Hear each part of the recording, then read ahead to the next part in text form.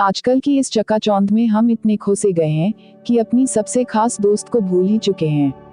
कहा जाता है कि किताबें इंसान की सबसे अच्छी दोस्त होती है। आपके बहुमूल्य समय की कद्र करते हुए एनसीईआरटी ऑडियो बुक्स का एक छोटा सा प्रयास है कि हमारी सिखलाई को आधार देने वाली एनसीईआरटी की संपूर्ण किताबों का ऑडियो बुक हम अपलोड करें, जिससे प्रतिदिन कुछ समय आप अपने इस दोस्त के साथ गुजार सकें।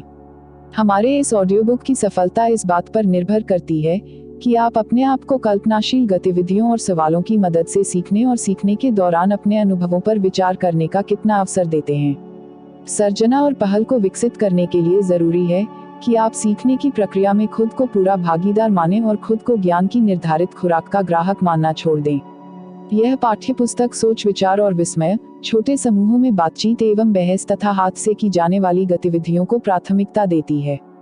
पाठ्यपुस्तक के अंत में अभ्यास प्रश्न भी हैं, जिनके जवाब इस ऑडियो बुक में ही मिलेगा। अतः आपसे अनुरोध है कि प्रस्तुत अध्याय को एकाग्रचित मन से सुनिए ताकि आप सवालों के सही जवाब दे सकें।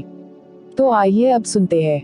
एनसीईआरटी ऑडियो बुक्स द्वारा प्रस्तुत है कक्षा 6 की भूगोल की पाठ्यपुस्तक पृथ्वी हमारा आवास। प्रस्तुत है पाठ्यपुस्तक का चौथा अध्याय, मानचित्र। आप पिछले अध्याय में ग्लोब के महत्व के बारे में पढ़ चुके हैं। ग्लोब में अध्ययन की कुछ सीमाएं होती हैं।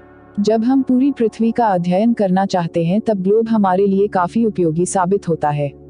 लेकिन जब हम पृथ्वी के केवल एक भाग जैसे अपने देश, राज्यों, जिलों, शहरों तथा गांवों के बारे में अध्ययन करना चाहते हैं तो यह हमारे लिए उतना उपयोगी साबित नहीं होता है।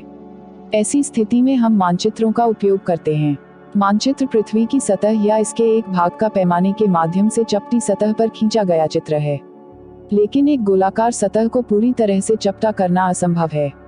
मानचित्र हमारी विभिन्न जरूरतों के लिए आवश्यक हैं। कुछ मानचित्र एक छोटे क्षेत्र को एवं कुछ तथ्यों को दर्शाता है।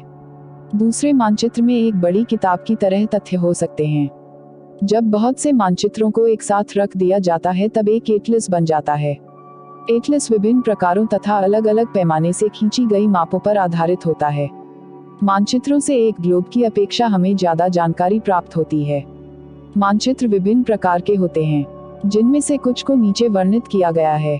भौतिक मानचित्र पृथ्वी की प्राकृतिक आकृतियों जैसे पर्वतों, पठारों, मैदानों, नदियों, महासागरों इत्यादि को दर्शाने वाले मानचित्रों को भौतिक या उच्चावच मानचित्र कहा जाता है।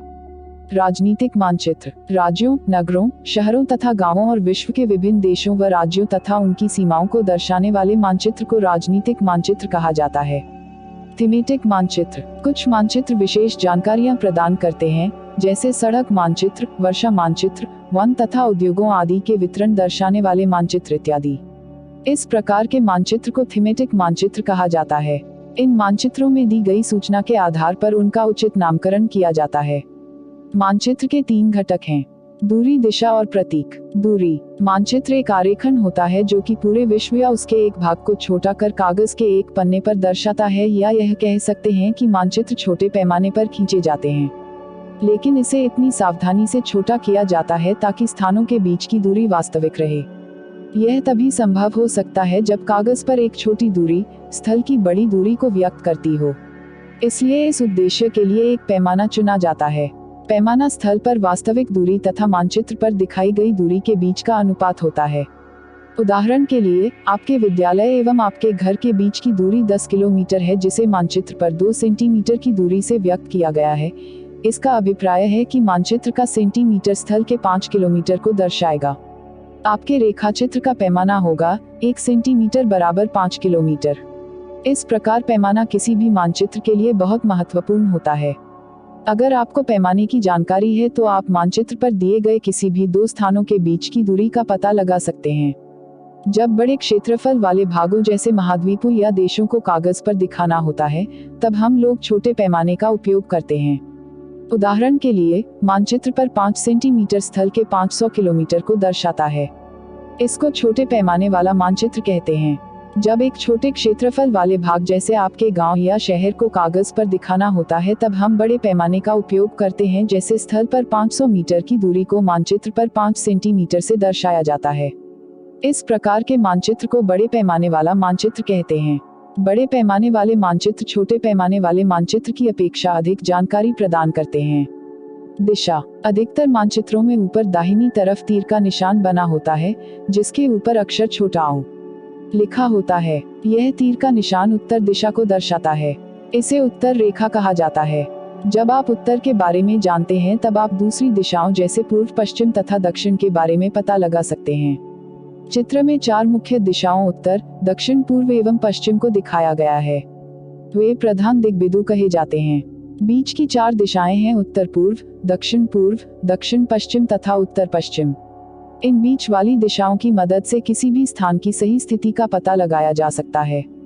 हम दिक्सूचक की सहायता से किसी स्थान की दिशा का पता लगा सकते हैं। यह एक यंत्र है जिसकी सहायता से मुख्य दिशाओं का पता लगाया जाता है। इसकी चुंबकीय सुई की दिशा हमेशा उत्तर दक्षिण दिशा में होती है। प्रतीक। यह किसी भी मानचित्र का तीसरा प्रमुख घटक है। किसी भी मानचित्र पर वास्तविक आकार एवं प्रकार में विभिन्न आकृतियों जैसे भवनों, सड़कों, पुलों, वृक्षों, रेल की पटरियों या कुएं को दिखाना संभव नहीं होता है। इसलिए वे निश्चित अक्षरों, छायाओं, रंगों, चित्रों तथा रेखाओं का उपयोग करके दर्शाए जाते हैं। ये प्रतीक कम स्थान में अधिक जानकारी प्रदान करते हैं।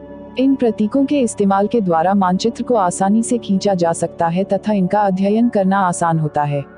अगर आप एक क्षेत्र की भाषा को नहीं जानते हैं तथा आप किसी से दिशाओं के बारे में नहीं पूछ सकते हैं, तब आप इन चिन्हों की सहायता के द्वारा मानचित्र से जानकारी प्राप्त कर सकते हैं। मानचित्रों की एक विश्वव्यापी भाषा होती है जिसे सभी आसानी से समझ सकते हैं। इन प्रतीकों के उपयोग के संबंध में एक अंतर्राष्ट्रीय सहमति है। ये रूढ़ प्रतीक कहे जाते हैं। प्रतीकों को दर्शाने के लिए विभिन्न रंगों का उपयोग किया जाता है। उदाहरण के लिए सामान्यतः नीले रंग का इस्तेमाल जलाशयों, भूरा रंग पर्वतों, पीला रंग पठारों और हरा रंग मैदानों को दर्शाने के लिए किया जाता है। रेखाचित्र। रेखाचित्र एक आरेखन है जो पैमाने पर आधारित न होकर याददाश्त और स्थानीय प्रेक्षण पर आधारित होता है। कभी कभी किसी क्षेत्र के एक कच्चे आरेखन की आवश्यकता वहां के एक स्थान को दूसरे स्थान के सापेक्ष दिखाने के लिए होती है। मान लीजिए कि आप अपने मित्र के घर जाना चाहते हैं, लेकिन आपको रास्ते की जानकारी नहीं है। आपका मित्र अपने घर के रास्ते को बताने के लिए एक कच्चा आरेखन बना सकता है। इस प्रकार कच्चे आरेख को बिना पैमाने की सहायता से खींचा जाता है तथा इसे रेखाचित्र मानचित्र कहते हैं। खाका। एक छोटे क्षेत्र का बड़े पैमाने पर खींचा गया रेखाचित्र खाका कहा जाता है। एक बड़े पैमाने वाले मानचित्र से हमें बहुत सी जानकारियां प्राप्त होती हैं, लेकिन कुछ ऐसी चीजें होती हैं जिन्हें हम कभी कभी जानना चाहते हैं, जैसे किसी कमरे की लंबाई एवं चौड़ाई, जिसे मानचित्र में नहीं दिखाया जा सकता है। उस समय हम लोग बड़े पैमाने वाला एक रेखाचित्र खींच सकते हैं जिसे खाका कहा जाता है। इसी के साथ 8 अध्याय वाली प्रस्तुत पुस्तक का चौथा अध्याय यहाँ समाप्त हुआ। आपने कितना सीखा यह जानने के लिए आगे दिए गए प्रश्नों का आपको उत्तर देना है, जिसके माध्यम से आपको दोबारा रिवीजन करने में मदद मिलेगी। इन सवालों का जवाब आप नीचे कमेंट बॉक्स में भी दे सकते हैं। अभ्यास। निम्नलिखित प्रश्नों के उत्तर संक्षेप में दीजिए। पहला सवाल, मानचित्र के 3 घटक कौन कौन से हैं? दूसरा सवाल, प्रधान दिग्बिंदु कौन कौन से हैं? तीसरा सवाल, मानचित्र के पैमाने से आप क्या समझते हैं? चौथा सवाल, ग्लोब की अपेक्षा मानचित्र अधिक सहायक होते हैं, क्यों? पांचवा सवाल, मानचित्र एवं खाका के बीच अंतर बताएं। छठा सवाल, कौन सा मानचित्र विस्तृत जानकारी प्रदान करता है? सातवां सवाल, प्रतीक किस प्रकार मानचित्रों के अध्ययन में सहायक होते हैं? सही उत्तर चिन्हित कीजिए। पहला सवाल, वृक्षों के वितरण को दिखाने वाले मानचित्र। क, भौतिक मानचित्र। ख, थीमेटिक मानचित्र। ग, राजनीतिक मानचित्र। दूसरा सवाल, नीले रंग का इस्तेमाल किसे दिखाने में किया जाता है? क, जलाशयों। ख, पर्वतों। ग, मैदानों। तीसरा सवाल, दिक्सूचक का उपयोग किया जाता है। क, प्रतीकों को दिखाने के लिए। ख, मुख्य दिशा का पता लगाने के लिए।